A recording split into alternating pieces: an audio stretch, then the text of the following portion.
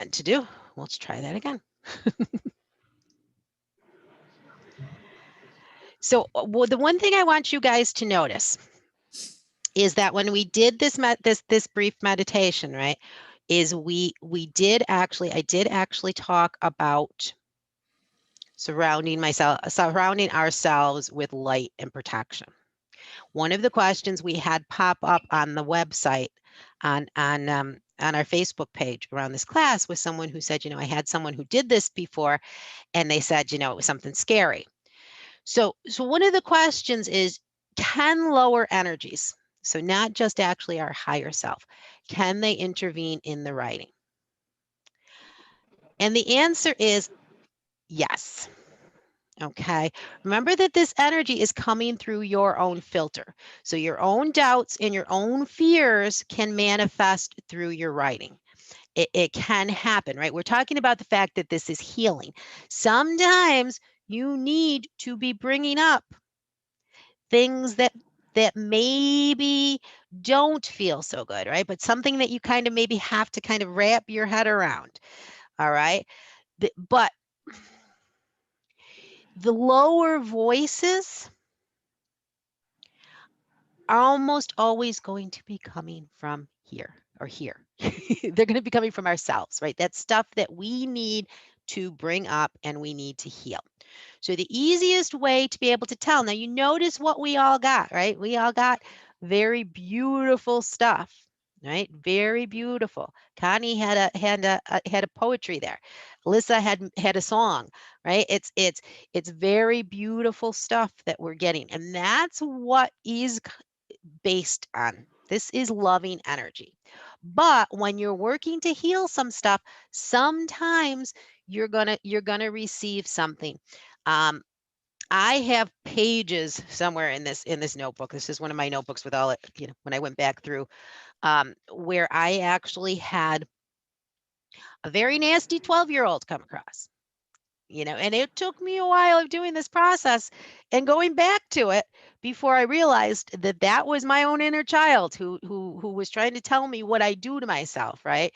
Nobody likes you. You're not good enough. That type of thing. Again, that was part of that healing, part of that Freudian psychoanalysis, right? Was sometimes you have to tap into that to bring it up to heal.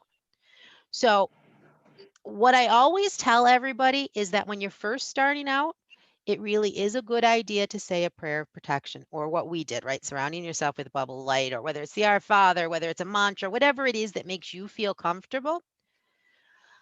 When I first started out, I used to always say, please let everything that comes across only be for my highest and greatest good, and only the highest energy. But what I used to say, remember I said I just said when I used to say, I did actually begin to realize that, well, like I just told you, this stuff was stuff that was inside me. It wasn't like there was stuff outside coming in. Although, outside pieces can kind of wind. Remember, we talked about the fact that there is such a thing as psychic, um, the psychic automatic reading, where we can pick up on the people around us. So, when we're all uh, watching the news or getting caught up in stuff on Facebook, so yeah, maybe you would wind a little bit of that in. The one thing to remember is that when you're getting this guidance, it is about love. So if anything comes across that doesn't feel like love, it's not coming from those higher places. Okay. Um, and the fear portion of it, I always put in here the little FDR thing, right? We have nothing to fear but fear itself. It's it's a fact, it's a matter of fact that this is loving energy. And it is a matter of fact that we're tapping into something that is greater than us.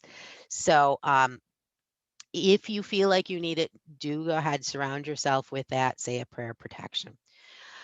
Those of you who do messaging, and Andrea and Gaia, I can't remember if you told me, do you guys do any of this psychic messaging? I'm just starting to dabble into the Okay. Okay. mediumship a little bit longer than psychic. Okay. Okay. And Andrea, you just kind of looking at it too? Did you hear me or am I? Yeah, I got you. Go ahead.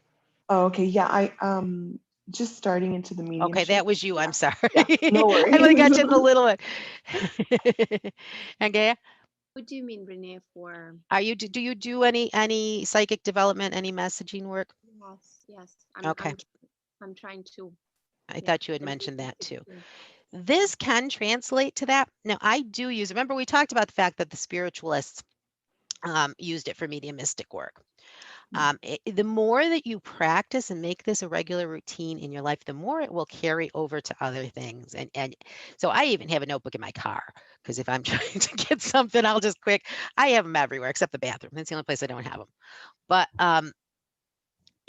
I will actually carry one of these notebooks with me every time I'm doing events because it's part of what gets the flow going for me now. So I will start writing stuff down. Sometimes I will get mediumistic energy that comes across and they'll give me my symbol for um, eh, writing. So this is our symbol for writing. Sometimes not. Sometimes people that come across don't have any interest in writing, right? And sometimes you'll get stuff really, really, really clear. So you can use it for that too. You guys all did an incredible job with this inspirational type writing.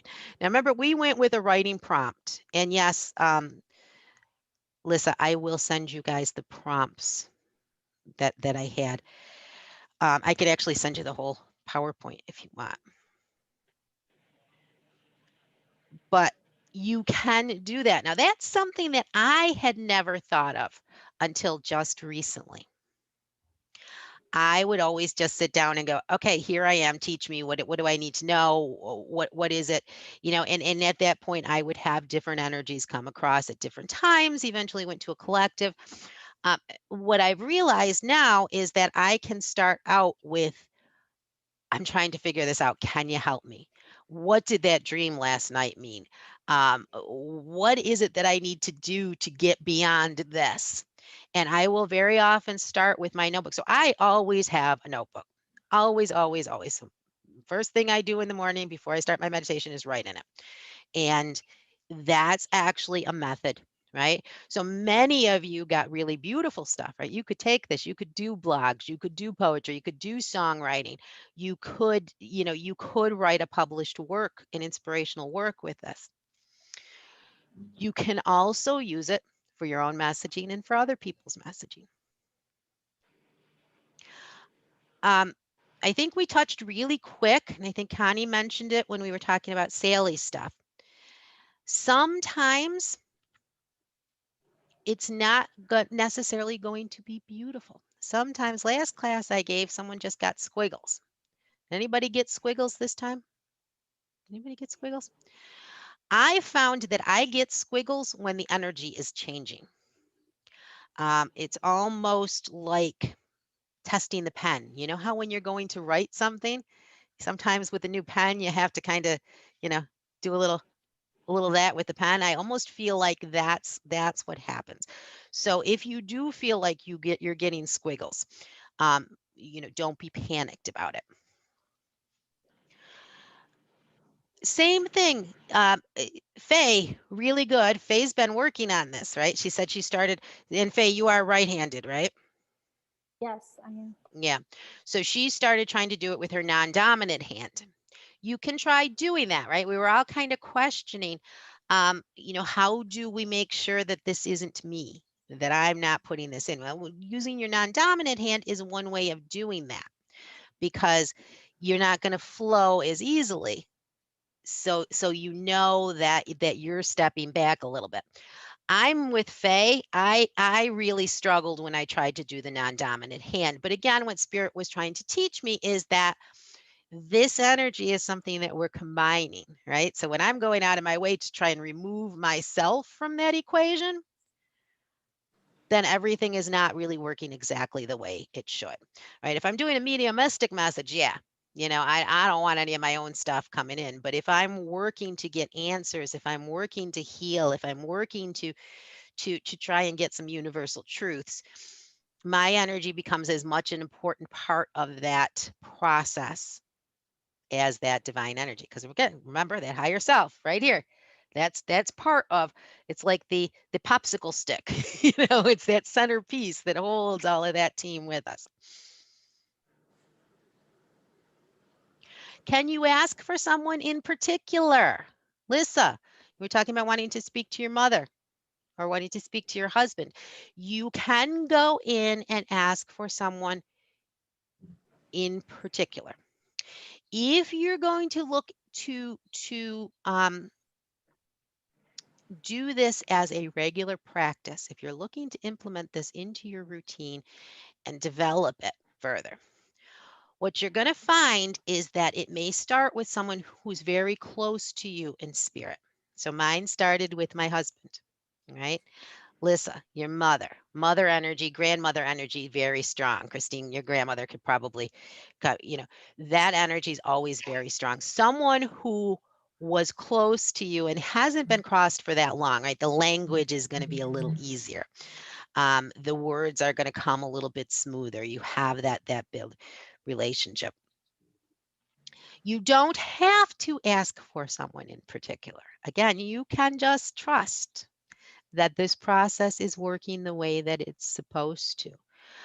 If you want to use your automatic writing for mediumistic purposes, you may want to ask for someone in particular, right? If you're using it for personal healing, for growth, if you're thinking about using it to write a book, write a blog, write a letter to someone, do your paper for college, Sally, that's just so amazing. If that's what you're looking for, you don't necessarily have to be looking for someone in particular, right? Trusting in the process and trusting that that correct energy, that correct collective energy is what you're going to tap into. Like I said, even if you think of it as Akashic Records, even if you think of it as some kind of universal library that you're jumping into and getting information from, it's going to work the way you need it to. Eyes open, eyes closed. Again, I told you, they say you can keep your eyes closed. You can put on a headset. Has anybody ever heard of binaural beats for meditative purposes? Binaural beats are kind of when you have the music will work at two different frequencies in one different frequency in each ear. So your in between actually adjusts to that frequency. And that's supposed to be really good for automatic writing. So again, putting that headset on and just kind of letting stuff flow. Music, art even, if there's a picture that you really like, you can sit in front of that picture, and tons of binaural beats on YouTube. You can speak up. Really, I told you. Any of that can work. Again, some of the theys even talk about watching television while you're doing this. Now, I've never been able to do that, again, because I do have a lot of that clairaudience, right? That hearing. So if my hearing is going off somewhere else, I'm cutting something short. People have doodling. How many of you are doodlers? Doodle? Doodling is actually a form of that, right? When you're doing something else and you're just automatically doing some drawing. I think I had somewhere. Hold on. Maybe I didn't. Yeah. Yesterday or Thursday, when I was in work, I had a work meeting going on and I actually started doodling. Again, that is still tapping into that same type of energy. What I've done before is sang a song in my head while I was doing the automatic writing to try and give, because that was at that time when I caught myself, kind of what you were talking about, Lissa, with the aren't, and catching myself starting to finish up words or assume that a certain word was coming. And so then I would try and actually sing. I was Yankee Doodle. I would do Yankee Doodle in my head while I was doing the writing, trying to keep that left side busy, giving it something to do. So eyes closed, eyes open. Again, the experts are saying to remove yourself as far as possible. The experts, the theys. I learned through this process. So if I had been doing it, if I had kept my eyes closed and hadn't asked questions as I was getting information, I wouldn't have learned what I was supposed to do. So again, that's why I'm telling you, you have to do what feels right for you. And what feels right for me may not feel right for you. Okay. Consciously thinking about what you're writing. that's a tough one, right? If we get too far into the left side of the brain, we are going to be completing those words. We are going to be overthinking, love is poison. And you know what, Faye? I think you should look that up because I think there might be some famous writing about love is poison, and I don't think it's meant to be bad. Lisa?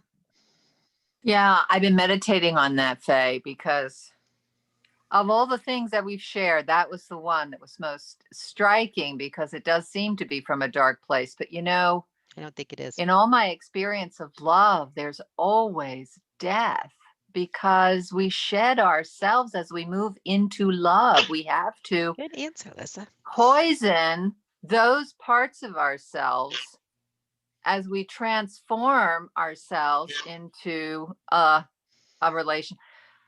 I mean, I don't know. We've all, those of us who've been in a marriage, holy cow. Yeah, there was some poisonous You time. know, I mean, aren't we? I had to shed a lot of things, and I think I did poison those parts of myself so I could be more present in the loving relationship I was Right. needed in. I was needed in that relationship, and I had to do away with parts of myself that would have me flee that relationship. So I'm putting a little light in that. There you go. And I for some reason it sounds very Shakespearean to me. It's Shakespearean. It's Yes. very, and that's why I'm like, look it up because I have a feeling it does very much sound Shakespearean to me. Speaking of which, I think there was a little automatic writing going on with that too. Whoever did write it. Asking yes or no questions. Now I have notebooks and notebooks and notebooks and notebooks full of yeses and nos because as I told you, I was learning, right? So I had all kinds of questions. I couldn't tell you now what the yeses and the nos meant, but it did get me through a process. It helped me work through that relationship. So again, I don't care what they say on the internet. I don't care what they say in other classes. You do you, because you are the most important part of this process. Okay. Those of you who are strongly clairaudient, like I am, you may hear as you're writing. Again, learning what's coming across as part of this, what's meant to be part of that flow, because that's what this all is. I know I've been doing this move an awful lot today, but that's what this is. It's a flow. It's a flow. So, going with the hearing, do you have to have somebody move your hand? No. When you hear something, write it down. Just make sure that you're not tensing yourself up. Let the process flow. Really good suggestion. And Connie, I think you and I were talking about this before everybody else joined. I never thought of this before, but it really is a good idea for those of you who have trouble sleeping at night. This may be a good way to help you decompress before you go to bed. Sitting down, starting to write about your day, letting yourself kind of get stuff out, get that connection going, get yourself relaxed. You may find that it works really well for you. I tend to do it in the morning. For me, it helps me reinvigorate. It helps me kind of center myself. It helps me figure out what the heck I just went through in my dream life. And what am I feeling today? Oh my God, I just woke up and I just walked into this cloud of stress and I haven't even done anything. That type of thing works for me too.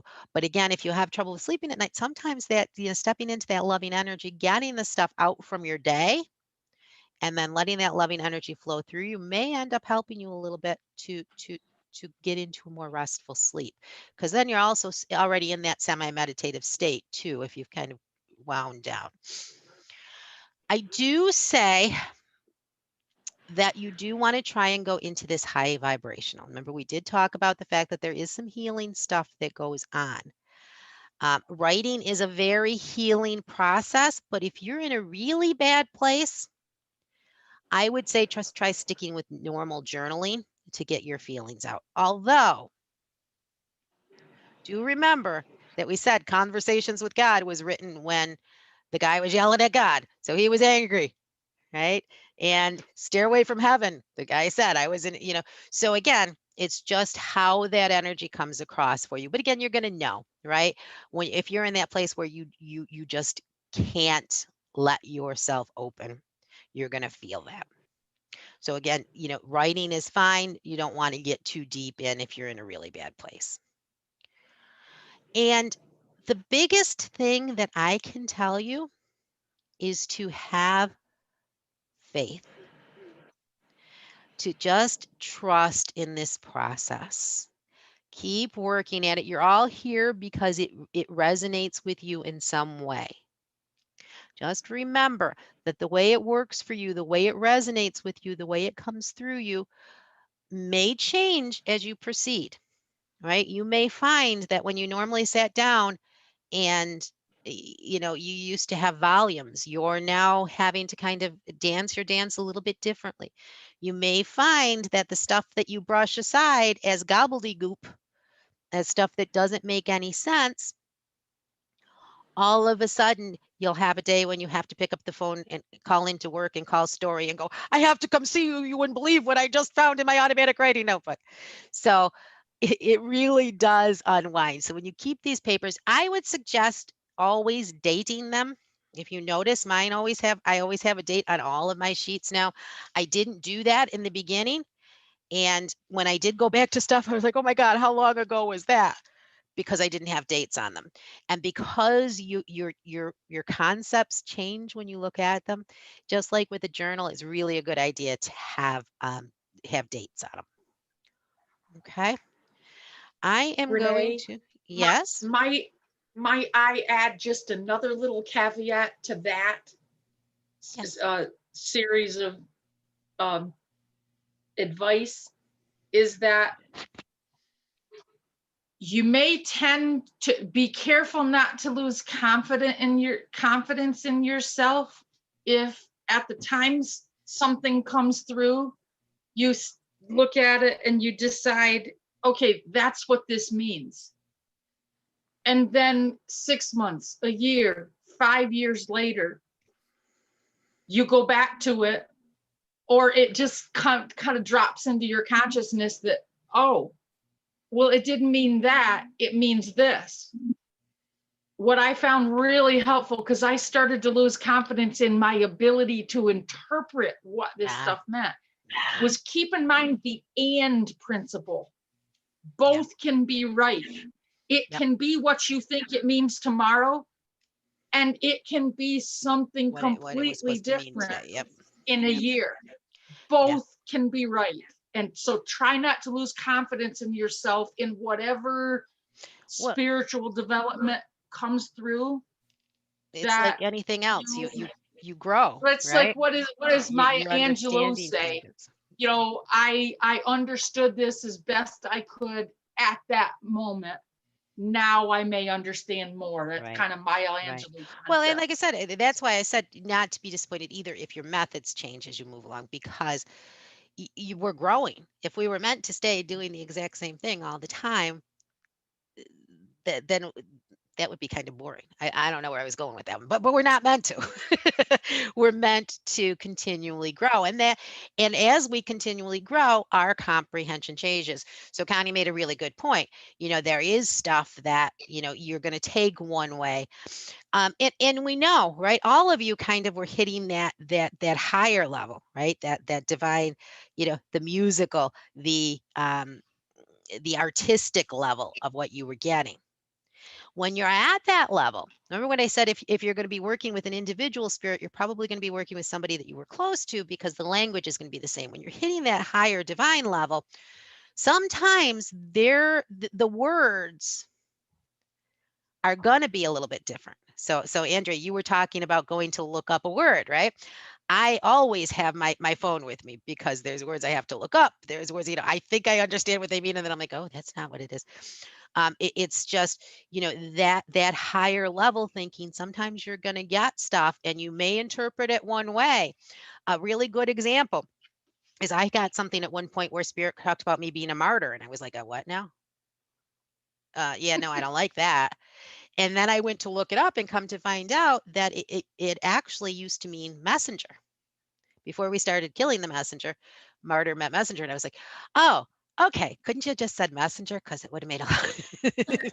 So again, sometimes if something, if so like Faye with the love is poison, right? If something feels it feels good, but it doesn't you're not quite comprehending it, give it a little bit. Or do a little digging on Google and see if you can find out some origins, some word history, some get a little bit more information that way. All right, I am going to stop the recording.